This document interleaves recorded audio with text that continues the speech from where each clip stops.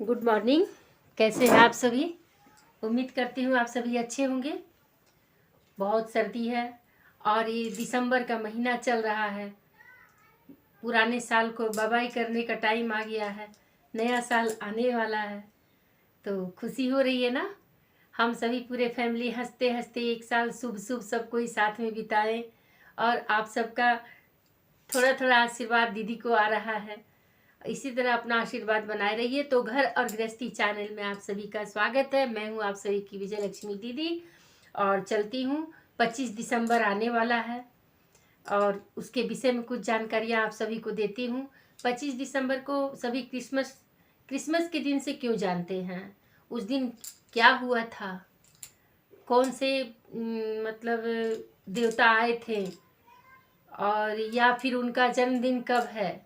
कहते हैं इस दिन को हम लोग क्रिसमस डे के रूप में मानते हैं, क्रिसमस डे मनाते हैं। तो क्यों मनाते हैं, कौन आए थे, किनका जन्म हुआ था, क्यों हम लोग क्रिसमस मनाते हैं, इसके पीछे की क्या कहानी है। चलिए आप अपनी दीदी के मुंह से सुनिए। जो थोड़ा बहुत मैं जानती हूँ वो आप सभी के साथ में शेयर कर रही हूँ। ठीक है फैमिली, हमारा भारत ही एक ऐसा देश है जहाँ सभी धर्मों के लोग रहते हैं और सभी त्योहारों को मिलजुल करके धूमधाम से मनाते हैं। यहाँ तक कि ईसाइयों का क्रिसमस जैसा भी त्यौहार साथ में मिलजुल करके धूमधाम से मनाते हैं। और 25 दिसंबर के दिन जगह जगह चर्च सजे रहते हैं, खूब लाइटिंग रहती है, कैंडल सब लगी रहती है और सभी लोग मतलब जहाँ भी चर्च है तो ऐसा बात नहीं है कि सिर्फ ईसाई धर्म के ही लोग जाते हैं। तो वो लोग तो जाते हैं खैर अपना प्रे करने के लिए, अपने भगवान यीशु का पूजा करने के लिए और भी जो कुछ है कन्विंस करने के लिए जाते हैं सब कुछ। तो लेकिन बाकी लोग हम सभी भी घूमने के लिए जाते हैं वहाँ। अच्छी अच्छी मतलब उस दिन तो पूछिए ही मत, इतनी अच्छी अच्छी वेराइटीज़ की केकें मिलती है खाने के लिए।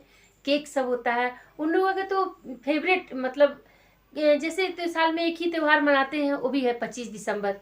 तो उन लोगों के लिए 25 दिसंबर बहुत बड़ा त्यौहार होता है और उन लोग का मेन चीज़ होता है केक। अब तो हम लोग भी अपना मैरिज डे में, बर्थडे में, चाहे किसी भी सेलिब्रेशन में केक की कटिंग करते हैं, लेकिन एक्चुअल में केक ईसाई लोग का ही होता है। शुरुआत में सबसे पहले सर्वप्रथम क्रिश्चियन लोग ही केक काटा करते थे, चाहे उनकी रिंग सेरेमनी हो या मैरिज हो या बच्चे का जन्म उत्सव हो या 25 दिसंबर हो, केक तो उन्हीं लोगों की परंपरा है। फैमिली, क्या आपको पता है कि क्रिसमस क्यों मनाते हैं? तो आइए आप सबको एक छोटी सी कहानी बताती हूँ कि क्रिसमस मनाने के पीछे की क्या बातें हैं और हम सभी क्यों मनाते हैं क्रिसमस। और क्रिसमस एक्चुअल में फैमिली गॉड यीशु जो थे, गॉड यीशु का जन्म माता मरियम से हुआ था। और माता मरियम जो थी एक पवित्र आत्मा थी, पवित्र कन्या थी और गॉड ने उन्हें चुना था। यीशु का जन्म के लिए गॉड ने उन्हें चुना था। और आपको पता है एक वो कुंवारी माँ थी और उनकी शादी नहीं हुई थी, उनकी मैरिज नहीं हुई थी, वो कुंवारी माँ बनी थी। यीशु जो थे वो परमेश्वर के संतान थे। किसी स्त्री पुरुष के मिलन से वो उनकी जन्म नहीं हुई थी, उनकी उत्पत्ति नहीं हुई थी। और वो परमेश्वर द्वारा, परमेश्वर के दूत द्वारा परमेश्वर के जो दूत थे ना, वो माता मरियम को आकर के मतलब बताए थे कि परमेश्वर ने तुम्हें चुना है गॉड यीशु का मदर बनने के लिए। और जैसे कि शादी विवाह होने के बाद में स्त्री पुरुष के मिलन से जो संतान पैदा होती है, यीशु ऐसे नहीं थे, परमेश्वर का आशीर्वाद थे और उन्हीं के आशीर्वाद से उनको माता मरियम ने कुंवारी माँ होते हुए भी जन्म दिया। इनका जन्म जो है ना फिलिस्तीन शहर के बेथलेहेम नामक गांव में हुआ था। हजारों साल पहले नासरत में ग्रेबियल नाम का एक स्वर्गदूत माता मरियम को दर्शन दिए थे। मरियम को दर्शन देकर के कहा स्वर्गदूत ने कि तुम्हें एक संतान की प्राप्ति होगी जो आगे चल करके बहुत ही नेक आत्मा होगी और बहुत से मतलब संसार का उद्धार करेंगे और वो प्रभु का दिया हुआ आशीर्वाद होगा और वो परमपिता परमेश्वर का वरदान है। तो उस समय माता मरियम कुंवारी थी और उनकी मंगनी हो चुकी थी। तो उन्होंने कहा कि प्रभु ये कैसे संभव है। तो प्रभु ने कहा, मतलब स्वर्गदूत ने कहा कि मैं तो स्वर्ग का भेजा हुआ बंदा हूँ, दूत हूँ, और प्रभु का ये आदेश है कि तुम्हारी कोख से यीशु का जन्म होगा। तो मैं उनका संदेश वाहक हूँ, मैं तुम्हें ये संदेश दे रहा हूँ, और आज के कुछ ही दिनों बाद में तुम्हें प्रभु अपने अपना आशीर्वाद तुम्हारे कोख में प्रदान करेंगे, और तुम्हें उनको पालना होगा अपने कोख में और जन्म देना होगा, क्योंकि यही स्वर्गदूत का यही भगवान का, गॉड का आदेश है। स्वर्गदूत ने आकर के माता मरियम को ये सब बताया। माता मरियम की तो उस समय माता नहीं थी, वो कुंवारी थी उस समय, तो उनकी मंगनी हो चुकी थी, लेकिन प्रभु के वचनों का समाज का बिना समाज की परवाह किए, खैर उस समय सतयुग था, करोड़ों साल पहले की ये बात है, आज के ज़माने में तो ऐसा हो नहीं सकता है, लेकिन उन्होंने प्रभु का आदेश का पालन किया बिना समाज की परवाह किए बगैर। ईश्वर के इस संतान को जन्म दिया जो यीशु मसीह के नाम से विख्यात हुए और प्रभु यीशु की माता कहलाई। बीतते गए, माता मरियम जो थी माता बनी और प्रभु के संतान को जन्म दिया। पूरे संसार के उद्धार करता आ गए, माने पूरे क्रिश्चियन धर्म के, तो क्रिश्चियन धर्म लोग के जो मसीहा थे आ गए। दिन बीतते गया, उन्हें माता पालते गई। धीरे धीरे करके उनकी मंगनी तो हो चुकी थी, तो धीरे धीरे करके यह बात पता चली उनके मंगेतर को। तो उनके जो माता मरियम के जो मंगेतर थे, उनका नाम यूसुफ था उनका नाम। तो जब वो आए और मरियम को इस अवस्था में देखें कि एक बच्चे की माँ है, कुछ ही दिन पहले उन्हें पता चली थी वो प्रेग्नेंट है, तो उस समय मरियम अपनी सिस्टर के घर रहती थी, तो मिलने के लिए आए थे। तो हालांकि जो यूसुफ थे वो भी प्रभु के भक्त थे और बहुत नेक बंदे थे। वो मरियम को बदनाम नहीं करना चाहें, सोचे कि जाने दो, मंगनी तो हमारी हो चुकी है, और मैं जैसे कि बहुत से लोग होते हैं आजकल के लोग में, तो बदनाम करके लोग रख देंगे, लेकिन वो सोचे एक मरियम से मिले, और मिलने के बाद में वो कुछ भी नहीं बोले, एक शब्द नहीं बोले। उन्होंने चुपचाप अपने घर को चले गए और घर जा कर के सोचने लगे कि ये सब कैसे हो गया। मरियम कुछ भी सोचे होंगे कि मरियम हमारे साथ गलत की, सब कुछ वो सोचे होंगे, ब्ला ब्ला इत्यादि। तो एक रात वो सोए हुए थे, हालांकि वो अपने मन में वो विचार कर रहे थे कि मैं मरियम को छोड़ दूंगा।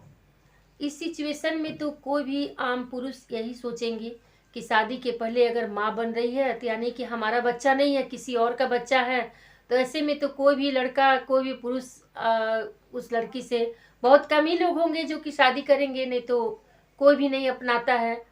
सोचता है भाई जिसका संतान है वो अपनाए, मैं क्यों अपनाऊं। तो हालांकि यूसुफ बहुत अच्छे नेक इंसान थे, इसलिए सोचे किसी लड़की की इज्जत होती है, उसे मैं क्यों बदनाम करूं, जिसकी होगी वो ले जाएंगे अपने संतान को। तो वो चुपचाप अपने घर को बिना कोई सवाल किए वो अपने घर को चले गए। और मरियम अपने बच्चे को, जब प्रभु को उन्होंने मरियम माता जन्म दी, तो फिर दुनियादारी की किसे परवाह है, उनके लालन पालन में ही रहती थी, पूरी व्यस्त रहती थी। मरियम को इतना मालूम भी नहीं था कि मेरी जिससे मंगनी हुई है वो मुझे छोड़ देंगे, ऐसा वो सोची भी नहीं थी। ये तो चले गए, जो यूसुफ थे, जो मरियम के मंगेतर थे, तो वो तो चले गए अपने घर। और एक रात वो सोए हुए थे, जब इन्हीं विचारों में खोए हुए थे, उनकी आंखें लग गई, तो गॉड का उन्हें स्वप्न आया। अब सुनिए स्वप्न में क्या आता है। उस परम पिता परमेश्वर ने यूसुफ को स्वप्न में ये बोला कि तुमने जो देखा, तुमने जो जाना, वो सब सच है, लेकिन जो तुमने सोचा वो सच नहीं है। तुम्हारी मरियम बिल्कुल निर्दोष है, और जो वो संतान है वो परम पिता परमेश्वर का आशीर्वाद है, किसी स्त्री पुरुष के मिलन से नहीं पैदा हुआ है।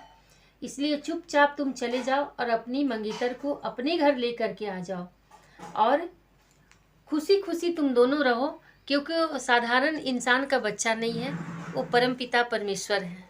और हाँ, जो स्वर्गदूत जो थे, जो मरियम के पास आए हुए थे, उन्होंने कहा था, जिस समय मरियम गर्भवती हो चुकी थी, तो उन्होंने स्वर्गदूत ने माता मरियम से कहा था, ये जो संतान की तुम्हें प्राप्ति होगी, ये पूरे विश्व का उद्धार करेंगे और इनका नाम यीशु होगा, तुम इनका नाम यीशु रखना। तो माता मरियम जो थी, अपने पुत्र को यीशु नाम दिया और यीशु नाम से वो उन्हें पुकारा करती थी। ताकि परमपिता परमेश्वर के प्रसाद को, जो यीशु मसीह के रूप में जाने जाते हैं, उनका जन्म 25 दिसंबर को नहीं हुआ था। दोस्तों, ये कहानी बहुत लंबी है और इस कहानी को जानने के लिए आप सभी को बाइबिल पढ़ना होगा। तो बाइबिल में पढ़ने के बाद ही पता चलेगा कि यीशु मसीह का जन्म कब हुआ था। हालांकि जहाँ तक मुझे थोड़ी बहुत जानकारियाँ हैं, परम पिता परमेश्वर ने जब माता मरियम को यह आशीर्वाद दिया था कि तुम ईसा मसीह की माता बनोगी और तुम्हारे कोख से जो संतान पैदा होगा वो मसीहा बनेगा और उद्धारकर्ता बनेगा, तो शायद मैं एक अंदाजे से बोल रही हूँ, वो दिन था 25 दिसंबर। इस वजह से सारे ईसाई धर्म लोग जितने होते हैं, सब 25 दिसंबर के दिन ही अपने यीशु का जन्मदिन मनाते हैं। और इसके पीछे की बहुत बड़ी कहानी है कि 25 दिसंबर को ही क्यों मनाते हैं। तो ये चीज़ जानने के लिए फैमिली, आप लोग बाइबिल पढ़िए या किसी क्रिश्चियन धर्म के जो बूढ़े बुजुर्ग हैं उनसे पूछिए, या फिर अपने गूगल में जानकारी लीजिए। मुझे तो इतनी जानकारियाँ थी जो मैंने आप सभी को दिया। ये है जानकारियाँ हमारे ईसा मसीह की। ईसा मसीह की बहुत सी कहानियाँ हैं। वो बेचारे क्रूस पे चढ़ गए और कितने लोगों का उद्धार किए। क्रिश्चियन भाई बहनों के, मतलब क्रिश्चियन धर्म के जितने लोग हैं, सबको वो, जैसे हम लोगों के धर्म के जो भगवान श्री राम हैं, जो कि हमारे हिंदुत्व को आगे बढ़ाए हैं और अपने किस तरह से अपने पुरुषार्थ के दम पर अपना सब कुछ किए, उसी तरह से, हालांकि भगवान तो एक ही हैं, परम पिता परमेश्वर एक ही हैं, सिर्फ उन्होंने अलग अलग अपना अपना काम किया है, जिसलिए अलग अलग रूपों में हम लोग जानते हैं।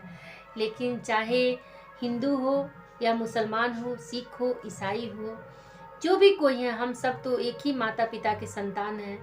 और सिर्फ धर्म अलग अलग हो गया है, जो कि भगवान ने नहीं बांटा है, सब हमने ही बांटा है। हम भाई बहनों ने ही अपने अपने कामों को बांटा है, अपने अपने धर्मों को बांटा है। अभी हम लोगों के ब्लड को काटा जाए तो सेम ब्लड होगा। फैमिली, जिस समय हॉस्पिटल में जाते हैं, किसी बीमारी को लेकर के और ब्लड की ज़रूरत पड़ती है शरीर के अंदर में, तो क्या उस समय ब्लड बैंक में हम लोग जाके पूछते हैं कि हमारे हिंदू धर्म का ब्लड है कि नहीं? नहीं पूछते हैं ना। हम लोग सिर्फ ओ पॉजिटिव, ए पॉजिटिव, बी पॉजिटिव, निगेटिव यही पूछते हैं। ब्लड का सेम यही सब लेते हैं। उस समय हम लोग ये नहीं पूछते हैं कि यह ब्लड हिंदू का है कि मुसलमान का है कि सिख का है कि ईसाई का है, ये तो नहीं पूछते हैं, सिर्फ पॉजिटिव लेते हैं। तो जब वो ब्लड आ करके हमें जीवन दान दे सकता है, तो फिर हम लोग अपने जाति और धर्म को क्यों बांटें? हम सब भारत माता की संतान हैं और भारत माता के इस नीले आसमान के नीचे धरती माता की गोद में हम सभी सोते हैं। किसी के छोटे मकान हैं, किसी के झोपड़ी हैं, किसी के महल हैं, जाना तो वही है फैमिली। हम सभी को जाना तो वही है। हिसाब तो कर्मों का होता है, धर्मों का नहीं होगा, कर्मों का हिसाब होता है। अच्छा कर्म करेंगे तो अच्छी जिंदगी फिर मिलेगी। हो सकता है फिर मानव कुल में फिर जन्म हो, अच्छे कुल खानदान में जन्म हो। बुरा कर्म करेंगे तो कीड़े मकोड़े में जन्म होगा, जो कि इंसान चलते रहेंगे, गाड़ी तले, चक्के तले, पैरों तले कुचले जाएंगे। इसलिए फैमिली, खैर मैं बोलते बोलते ज़्यादा बोलने लगती हूँ और टाइम का पता ही नहीं चल पाता है, वीडियो बहुत लंबी हो जाती है। आप लोग भी सोचते होंगे दीदी पका रही है, लेकिन नहीं फैमिली, ये सब चीज़ अपने बच्चों को बताना बहुत ज़रूरी है। और ये सब चीज़ मुझे छोटी छोटी थोड़ी जानकारियाँ प्राप्त होती है, तो मैं सोचती हूँ आप सभी के साथ में अपनी जानकारियाँ शेयर करूँ। 25 दिसंबर आने वाली है और बच्चे जो हैं बोल रहे हैं चर्च जाने के लिए, बोल रहे हैं कि तुम केक बनाना उस दिन। कोशिश करूँगी मैं केक बनाने की, हो सके तो उस दिन आप सभी को केक की रेसिपी भी दूँगी। पर उतनी अच्छी तो मैं अभी केक बना नहीं पाती हूँ, 1-2 बार बनाई हूँ। तो खैर फैमिली, अभी हम लोग यीशु का बात कर रहे थे, भगवान यीशु का बात कर रहे थे। ईसा मसीह, जो भी कोई हैं, आपको सत सत नमन है। और हमारे जितने भी भाई बहन हैं, हिंदू हो, मुस्लिम हो, सिख हो, ईसाई हो, जैन धर्म के हो, ईसा मसीह धर्म के हो, क्रिश्चियन हो, जो भी क्यों हो, सबको आपकी इस दीदी का प्रणाम और बहुत सारा प्यार आप सभी को। और भाई आप सभी भी मुझे प्यार दीजिए, मैं आप सभी से प्यार की भीख मांगती हूँ। आप सभी भी प्यार दीजिए, स्नेह दीजिए, अपना अपना दीदी को आशीर्वाद दीजिए, ताकि आपकी दीदी का भी चैनल चले। ये चैनल बनाना, मैंने तो चैनल बनाया है, मैं सोची हूँ कुछ मेरी भी थोड़ी सी आमदनी हो जाए, लेकिन अब तो मैं जब वीडियो नहीं डालती हूँ तो मुझे एक बेचैनी जैसी लगती है। मैं चाहती हूँ कब अपने फैमिली से बात करूँ, कभी लाइव भी आऊँगी फैमिली, आप सभी के साथ में लाइव आकर के बातें करूँगी। ठीक है, तो ये छोटी सी जानकारी थी हमारे भगवान यीशु के प्रति। तो आप लोग हैप्पी 25 दिसंबर मनाइए, खुश रहिए, खुशियाँ बांटिए। जय हिंद, जय भारत। और बोलूँगी राधे राधे। हाँ हाँ हाँ हाँ फैमिली, आप सभी ने सब्सक्राइब किया कि नहीं? अगर नहीं किए हैं तो फटाफट सब्सक्राइब कर लीजिए। ओ देखिए, ओ देखिए, ओ देखिए, ओ देखिए, वहाँ सब्सक्राइब बटन दिख रही है और यहाँ बेल आइकन की घंटी दिख रही है। सब्सक्राइब कर लीजिए, बेल आइकन की घंटी दबा दिए टुंग से ना, और ऑल पर जरूर क्लिक कीजिए। ऑल पर कीजिएगा तो हमेशा मेरा वीडियो जो है आप सभी के मोबाइल पर जाते रहेगा। माने एक होता है टेम्परेरी, एक होता है परमानेंट।